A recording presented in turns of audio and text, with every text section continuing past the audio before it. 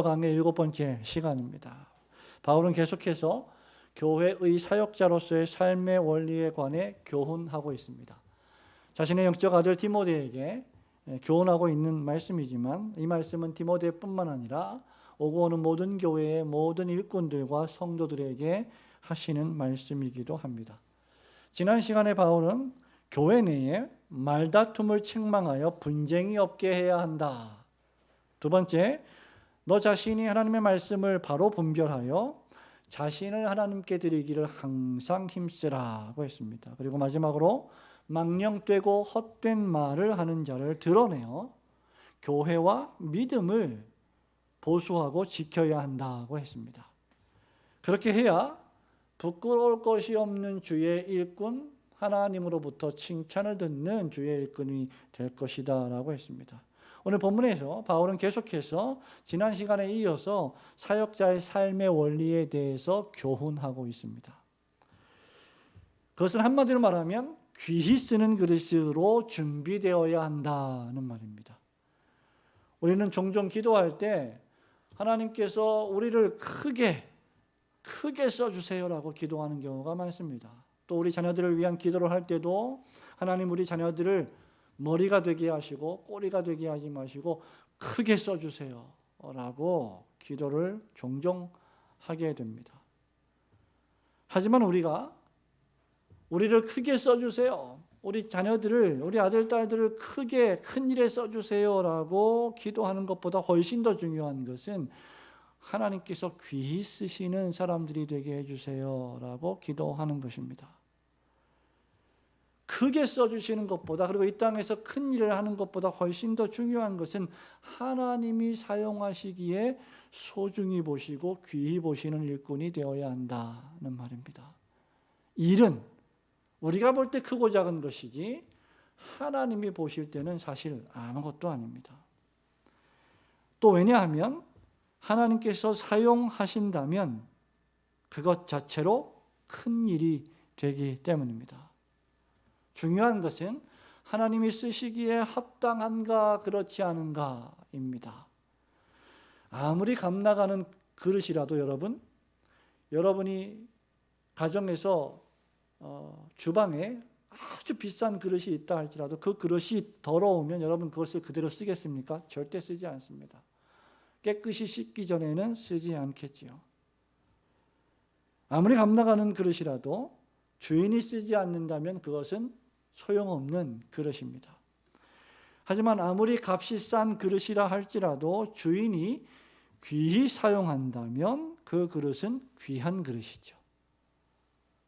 그러므로 우리는 하나님께서 우리를 어떻게 쓰시든지 또 어디에 쓰시든지 언제 쓰시든지 항상 하나님이 쓰실 수 있도록 준비해야 한다. 그리고 하나님이 쓰시는 그릇이 되게 해달라고 기도해야 한다는 것입니다.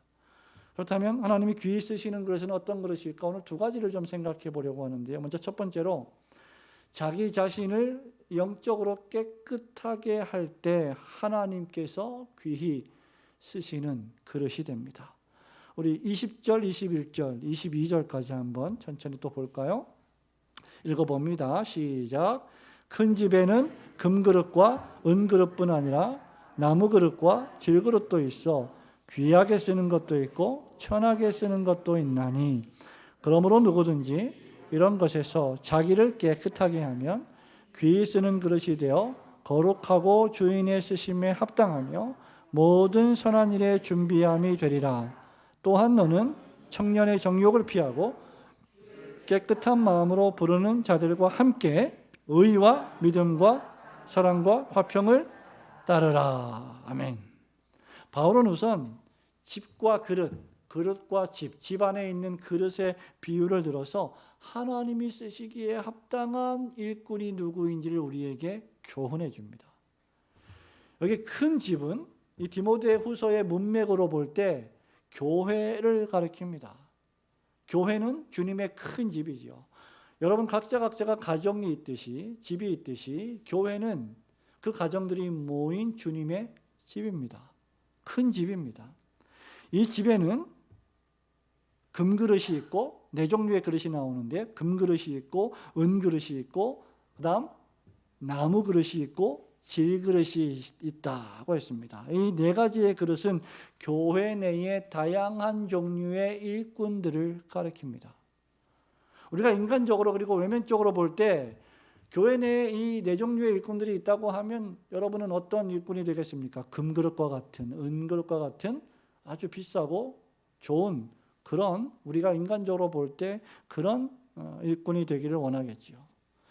나무 그릇이나 질그릇보다 여러분 질그릇은 무엇입니까? 흙으로 만든 그릇이죠. 그래서 나무 그릇이나 질그릇보다 금이나 은그릇이 더 귀해 보이고 우리가 볼 때 더 아름다워 보이고 더 값어치가 나가 보입니다.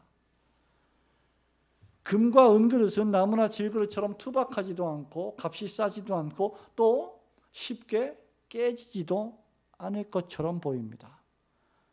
나무나 질그릇보다 훨씬 비싸고 귀합니다. 그러나 바울은 교회에서 귀히 쓰임받는 일꾼은 이렇게 그 그릇의 외면적인 재료가 아니라 깨끗함의 여부에 좌우된다라고 말하는 것입니다. 20절에 보면 여러분 큰 집에 금그릇, 은그릇뿐 아니라 나무그릇과 질그릇도 있어서 그 다음 이 가운데 이 네 종류의 그릇 가운데 귀하게 쓰는 것도 있고 네 종류의 그릇 가운데 천하게 쓰이는 것도 있다라고 말하는 겁니다. 20절에 큰 집에 금은 나무 질그릇이 있는데 말씀드린 것처럼 이 네 종류가 어떤 경우에는 좋은 그릇으로 쓰이기도 하고 또 천하게 쓰이기도 한다는 말이죠. 다시 말하면 이겁니다. 금그릇도 은그릇도 천하게 쓰여질 수 있고 나무 그릇과 질그릇도 귀하게 쓰여질 수 있다. 그 말입니다. 어떤 그릇이 그 자체로 귀하게 쓰여지는 것이 아니라는 말입니다. 금이고 은그릇이기 때문에 자동적으로 귀하게 쓰이고 나무와 질그릇이기 때문에 자동적으로 천하게 쓰이는 것이 아니라는 말이죠. 비싸고 좋은 재료로 만들어진 금과 은그릇이라 할지라도 21절 말씀처럼 자기를 깨끗하게 하지 않고 거룩하게 하지 않아서 더러워지면 주인이 쓰기에 합당하지 않다는 말입니다. 그렇다면 여기 자기를 깨끗하게 한다는 말은 무엇을 의미할까? 우리 예수님께서 마태복음 15장 11절에서 이렇게 말씀하십니다. 사람이 더러워지는 것은 어떻게 더러워지느냐? 입으로 들어가는 것이 사람을 더럽게 하는 것이 아니라 그 입에서 나오는 말이 사람을 더럽게 한다. 왜냐하면 그 말은 그 사람의 마음에서 나오는 것이기 때문이다 라고 말씀하셨습니다. 입으로 들어가는 것이 사람을 더럽게 하는 것이 아니라 입에서 나오는 그것이 사람을 더럽게 한다. 만일 누군가가 그 입에서요 더러운 말이 나온다면 그 사람은 그저 그 외모가 아름답고 그럴듯하며 반짝이며 빛난다 할지라도 더러운 그릇이 되는 것입니다. 그 입에서 나오는 것들이 무엇일까? 우리 주님은 계속해서 마태복음 15장 18절 19절에서 그것을 가리켜서 악한 생각, 살인, 간음, 음란, 도둑질, 거짓 증언과 비방이라고 했습니다. 이런 것들로부터 우리의 마음을 깨끗하게 지키지 않으면 더러워지게 되고 그런 그릇은 하나님이 귀히 쓰시기 어렵다는 것입니다. 그러므로 귀히 쓰는 그릇이 되려면 우선 무엇보다도 우리의 마음의 정결함을 추구해야 합니다. 우리의 몸을 깨끗하게 씻는 것보다 훨씬 중요한 것이 우리의 마음을, 우리의 영혼을 정직하게 정결하게 만드는 것이죠. 우리가 예수님을 처음 믿을 때, 예수님이 처음 우리를 만나 주셨을 때 우리 예수님께서 당신의 십자가 보혈로 우리의 죄책을 제거해 주셨고 우리의 원죄를 용서해 주셨습니다. 그러므로 이제 더 이상 우리에게는 정죄함이 없습니다. 그런 신자는 매일매일 끊임없이 기도와 말씀으로 자신의 연약과 남아있는 부패와 오염의 죄를 회개합니다. 계속 말씀과 기도로 그 남아있는 연약의 죄를 제거해야 합니다.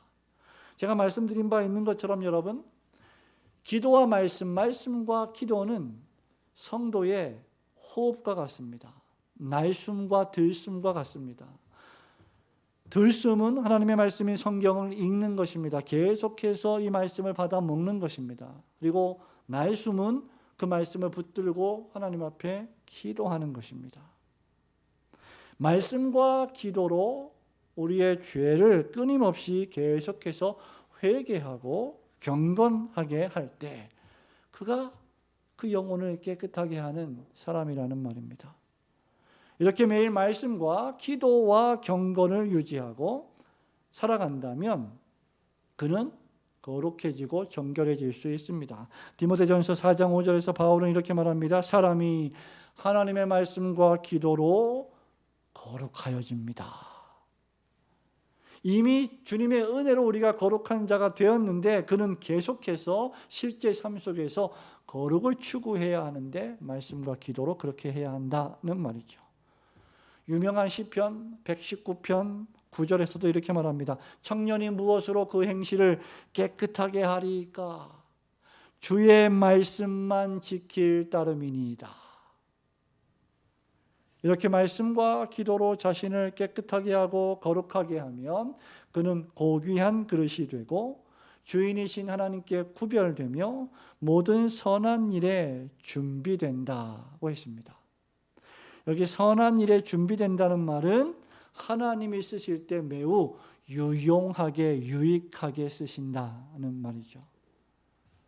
누가 하나님의 일에 쓰임을 받습니까? 바로 깨끗하게 준비되는 사람입니다.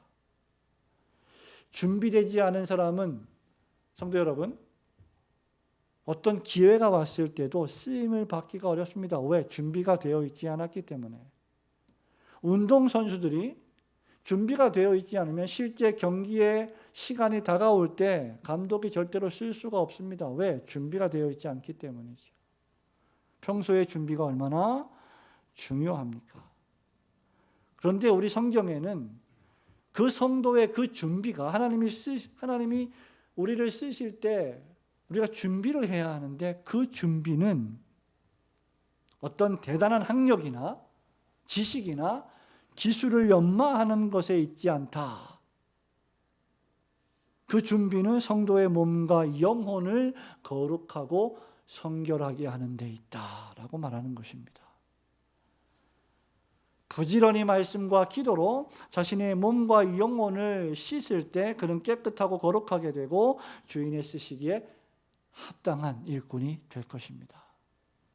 이런 일꾼은 22절에 따르면요, 청년의 정욕을 피하고 의와 믿음과 사랑과 화평을 따르게 됩니다. 디모데는 여러분 아시는 것처럼 나이가 연소한 청년이었습니다. 젊었습니다. 젊은 사람들의 특징 가운데 하나가 혈기왕성한 것이죠. 아주 힘이 강한 것이죠. 그만큼 여러 유혹에 직면할 수 있었습니다. 그리고 연소하기 때문에 지혜도 많이 부족했습니다. 여기 청년의 정욕은 다만 성적인 욕망만을 뜻하지는 않습니다. 청년의 정욕을 피하고 22절에 보니까 그 다음에 의와 믿음과 사랑과 화평을 어떻게 해요?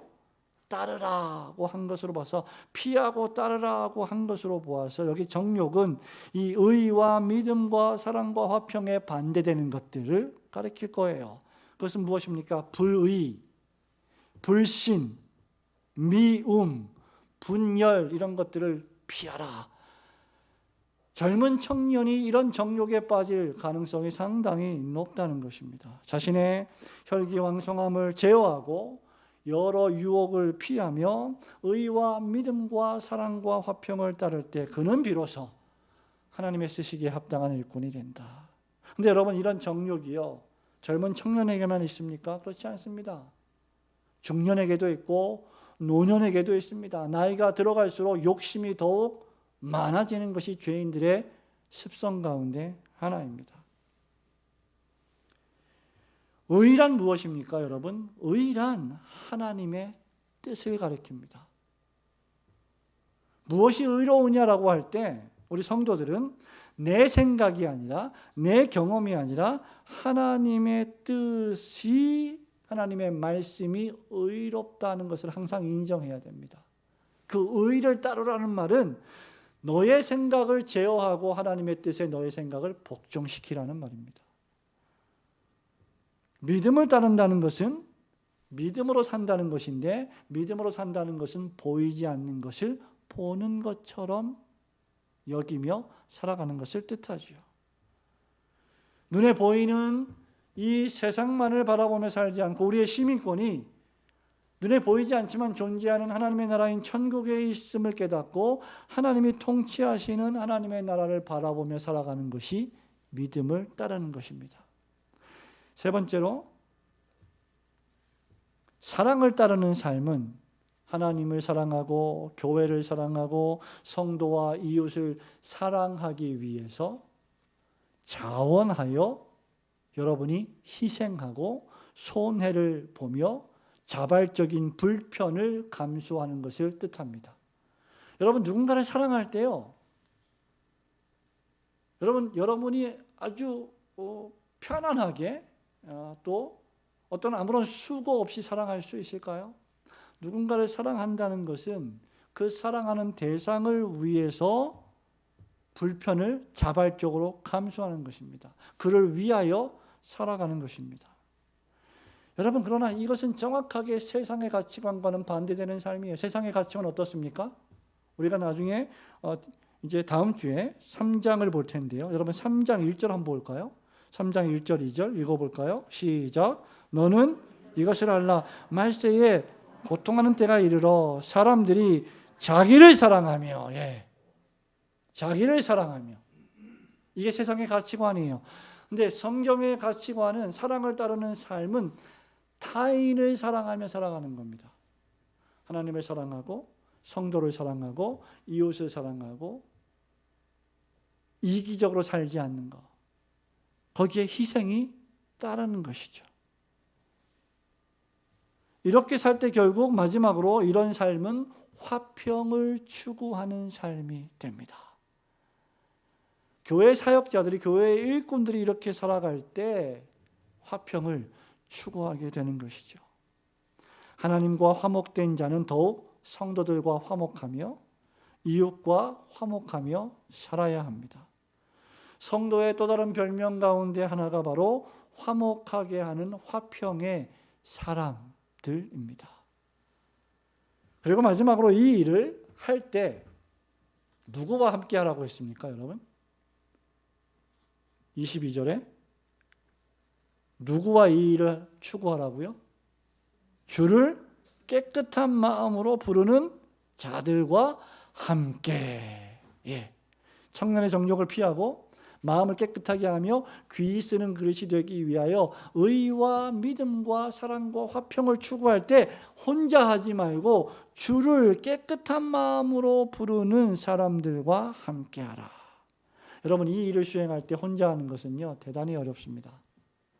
여러분, 혼자 운동하는 것도 쉬워요, 어려워요? 어려워요. 작심삼일되기가 대단히 쉽습니다. 어떤 걸 공부하고 배울 때도 혼자 공부하고 배우는 거 대단히 어려워요. 그래서 어느 정도 공부할 때나 무엇을 할 때는 좀 강제적인 것들이 필요합니다. 그래서 많은 돈을 내서 공부를 하기도 하죠. 왜? 돈을 내면 아깝잖아요. 근데 돈을 안 내면 안 아까우니까 안 가도 돼요. 한 사람이 두 사람보다 낫습니다. 두 사람보다 세 사람이 더 낫습니다. 오늘 수요 예배에 많은 성도님들이 오시니까 참 좋아요. 한 사람보단 두 사람, 두 사람보단 세 사람이 훨씬 좋습니다. 왜냐하면 그렇게 될 때 견고해지기 때문이죠. 서로 마음을 나누는 성도들이 함께 예배를 드린다면 그것은 서로에게 큰 위로와 격려가 되는 일입니다. 주님을 깨끗한 마음으로 부르는 사심 없는, 복선이 없는, 두 마음을 품지 않는 순수한 믿음의 동역자들이 여러분 곁에 있다면, 그리고 여러분과 함께 한다면 그 길은 외롭지 않고 즐거울 것입니다. 힘을 얻을 것입니다. 그러면 우리는 더욱 깨끗한 그릇이 되어 주님을 섬길 수 있게 될 것입니다. 여러분 자신을 말씀과 기도로 깨끗하게 하고 의와 믿음과 사랑과 화평을 추구함으로 하나님이 귀히 쓰시는 그릇들이 되시기를 주님의 이름으로 축원합니다. 둘째로 귀 쓰는 그릇이 되려면 다툼을 유발하는 어리석은 말싸움이나 논쟁을 버리고 온유하게 가르치기를 잘할 때 하나님의 귀히 쓰시는 그릇이 됩니다. 자, 우리 23절부터 마지막 절까지 한 번 더 읽어보겠습니다. 23절입니다. 시작. 어리석고 무식한 변론을 버리라. 이에서 다툼이 나는 줄 알미라.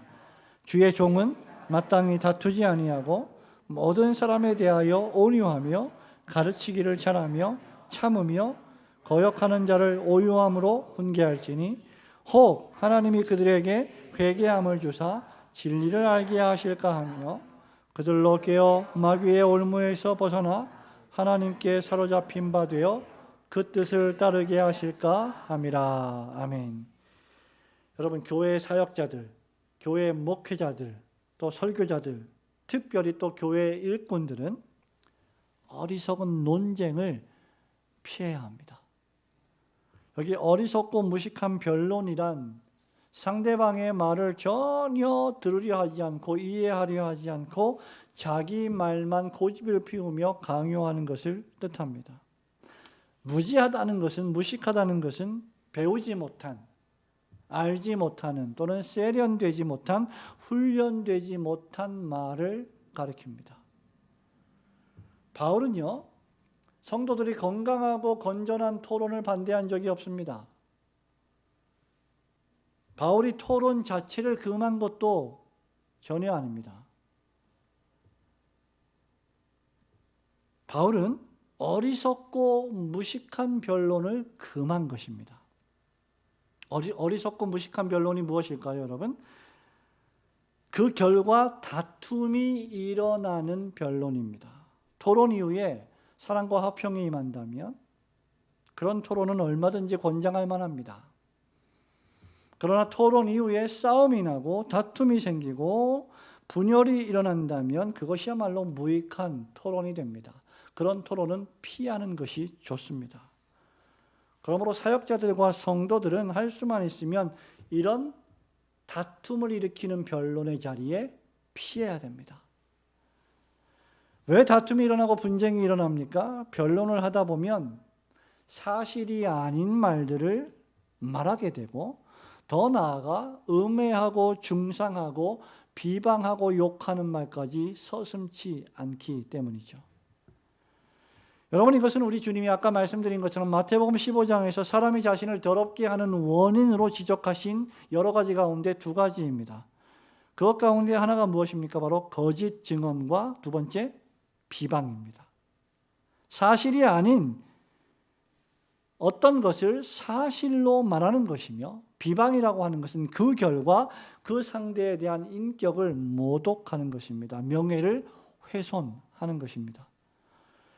이렇게 하다 보면 말은 더욱 거칠어지고 난잡해지고 싸움은 더욱 격렬해집니다. 그리고 다툼과 분쟁이 일어나는 것은 시간 문제입니다. 그래서 어떤 경우에는 이렇게 막 토론이 격렬해지면 멈추는 것이 필요합니다.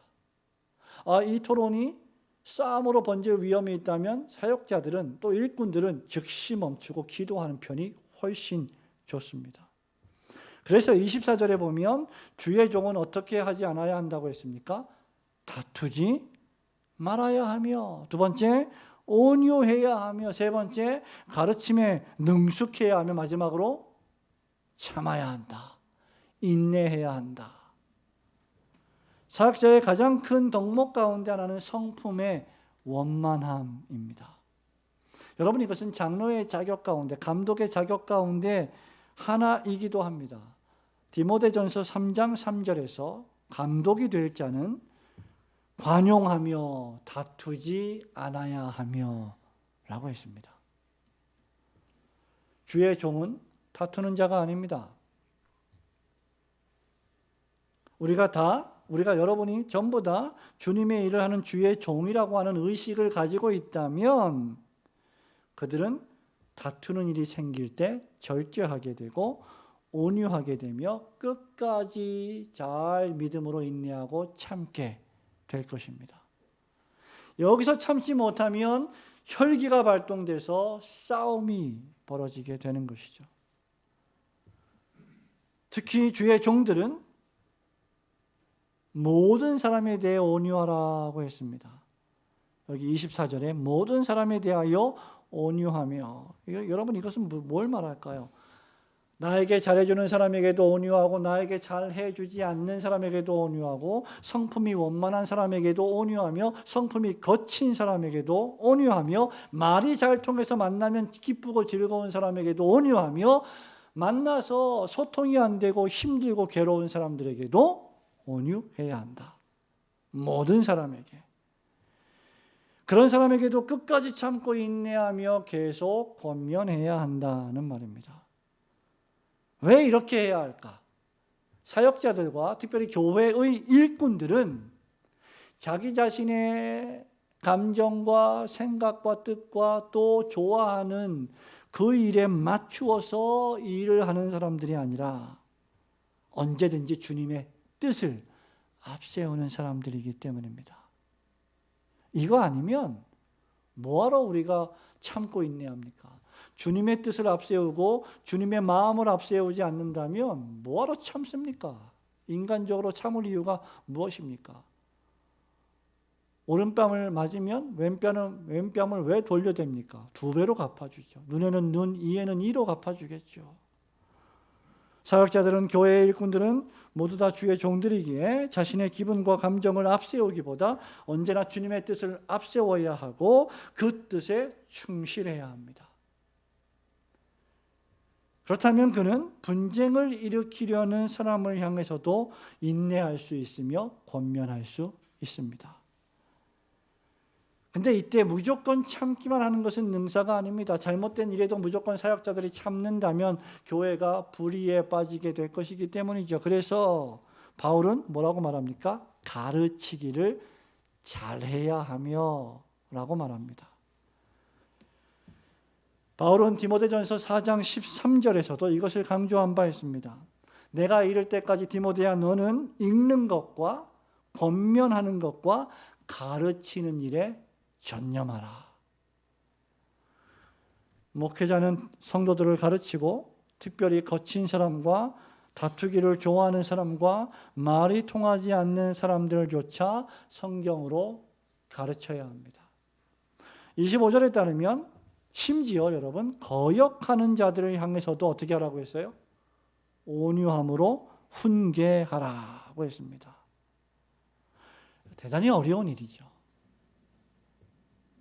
만약에 목회자가 인내를 가지고 설교하고 말씀을 가르치고 성경을 가르치고 교리를 가르치고 여러 가지 상황과 환경과 형편에서 하나님의 뜻을 가르침에도 불구하고 권면하고 또 권면함에도 불구하고 참고 또 이야기함에도 불구하고 계속 거역한다면, 반대한다면 목회자 역시, 사역자들 역시 시험 들기 쉽고 감정이 상하기 쉽습니다. 그럼에도 목회자는 온유함으로 훈계를 계속 해야 한다 라고 바울이 말하고 있는 거예요. 그러므로 여러분, 목회자가 되는 일이 얼마나 어려운 일입니까? 그리고 목회자로 사역하는 것이 얼마나 힘든 일입니까? 그러니까 김남준 목사님이 그런 책을 썼는지도 모르겠어요. 자네 정말 그 길을 가려나. 예. 왜 이렇게 해야 할까? 사역자들이, 교회 일꾼들이, 교회 직분자들이 왜 이렇게 온유함으로 자신을 거절하고 거역하는 자들을 향해서도 온유함으로 훈계하고 권면해야 할까? 이유는 하나님께서 그들을 회개케 하사 진리를 알게 하시는 은혜를 베풀지도 모르기 때문에 끝까지 온유함으로 훈계해야 한다라는 겁니다. 목회자가 참는 이유는 단 한 가지입니다. 교회의 유익과 그 영혼을 구원하기 위함입니다. 이렇게 그들이 깨어서 마귀의 올무에서 벗어나 하나님께 사로잡혀 하나님의 뜻을 따르게 된다면 그것은 목회자의 인내의 열매요 보람이 될 것입니다. 여러분도 마찬가지 아닙니까? 가정에서 이렇게 싸우게 되면, 계속 서로 싸우면 남는 건 뭐예요? 상하고 상한 마음뿐입니다. 그러나 참으면, 잘 참으면 열매를 맺게 될 겁니다. 그러나 그렇게 끝까지 참고 권면하고 온유함으로 훈계함에도 불구하고 돌이키지 않고 회개하지 않고 끝까지 거역한다면 그건 역시 하나님의 섭리인 줄 알아야 합니다. 사람의 마음을 회개케 하고 돌이키게 하는 것은 사람의 능력에 달린 일도 아니고 사람의 언변에 달린 일도 아닙니다. 여러분은 그 누구도 마음을 바꾸게 할 수 없습니다. 마음을 돌이키는 것에는 하나님의 은혜가 필요합니다. 그래서 기도하는 거죠. 그러므로 목회자와 교회 일꾼들이 해야 할 일은 다만 온유함 가운데 말씀으로 계속 권면하고 어리석고 무지한 다툼은 피하는 것입니다. 다툼과 논쟁으로 영혼을 구원하는 일은 매우 어려운 일이기 때문입니다. 온유함으로 훈계하고 말씀을 가르치며 오래 참고 인내할 때 하나님께서 영혼을 구원하게 하실 것이요, 목회자들과 교회의 일꾼들인 여러분들을 위로해 주실 것입니다. 그러므로 여러분이 교회에 귀히 쓰는 일꾼이 되려면 다투지 마십시오. 동료 성도들과 싸우지 마십시오. 다투지 마십시오. 모든 사람에게 온유하십시오. 다정하십시오. 말씀으로 권면하고 인내하시는 성도들이 되시기를 주님의 이름으로 축원합니다. 성도 여러분, 말씀을 맺습니다. 주님의 큰 집인 교회에서 일꾼으로 섬기고 봉사하는 일은 자신은 죽고 그리스도께서 사시는 일입니다. 여러분이 금이든 은이든 나무 그릇이든 질 그릇이든 그 재료나 외면적인 모습이 중요한 것이 아니라 여러분의 마음이 중요합니다. 하나님 앞에서 말씀과 기도로 여러분을 깨끗하게 하고 어리석은 변론을 피하며 다투거나 싸우지 않고 모든 사람에 대하여 온유하고 말씀으로 권면하며 오래 참는다면 하나님께서 마침내 위로하실 것이고 여러분을 귀히 쓰시는 일꾼들로 만들어 주실 것입니다. 바울은 디도에게 편지하면서 디도서 3장 2절과 7절에서 디도를 포함한 모든 사역자들과 성도들을 향해 이렇게 마지막으로 권면한 바 있습니다. 여러분 한번 펼쳐볼까요? 디모데후서 그 다음 성경입니다. 디도서 3장 2절부터 7절. 우리 함께 읽어보겠습니다. 시작. 아무도 비방하지 말며 다투지 말며 관용하며 범사의 온유함을 모든 사람에게 나타낼 것을 기억하게 하라. 우리도 전에는 어리석은 자요, 순종하지 아니한 자요, 속은 자요, 여러 가지 정욕과 행락에 종노릇한 자요, 악독과 투기를 일삼은 자요, 가증스러운 자요, 피차 미워한 자였으나 우리 구주 하나님의 자비와 사람 사랑하심이 나타날 때에 우리를 구원하시되 우리의 행한 바 의로운 행위로 말미암지 아니하고 오직 그의 긍휼하심을 따라 중생의 씻음과 성령의 새롭게 하심으로 하셨나니 우리 구주 예수 그리스도로 말미암아 우리에게 그 성령을 풍성히 부어 주사 우리로 그의 은혜를 힘입어 의롭다 하심을 얻어 영생의 소망을 따라 상속자가 되게 하려 하심이라. 아멘. 여러분도 전에는 어리석은 자요 가증스러운 자였으나 주님의 사랑으로 중생의 씻음과 성령의 새롭게 하심으로 완전히 다시 태어난 사람들이 되었습니다. 그런데 그렇게 새로 거듭난 사람, 다시 태어난 사람, 구원받은 사람이 자신을 깨끗하게 하지 않고 입을 열어 더러운 말을 일삼고 쌍욕을 일삼고 다투기를 좋아하고 어리석고 무식한 변론에 휩싸이고 모든 사람에 대하여 거친 말을 뿜어낸다면 귀히 쓰는 그릇이 되기는커녕 하나님의 엄중한 책망을 받게 될 것입니다. 하나님께서 여러분들을 어떤 더러움에서 구원해 주셨는지를 늘 생각하시고 항상 감사함으로 그리고 말씀과 기도로 여러분 자신을 깨끗하게 하시고 모든 사람에게 온유와 인내를 나타내심으로 주님이 쓰시기에 합당한 그릇들이 되시기를 주님의 이름으로 축원합니다.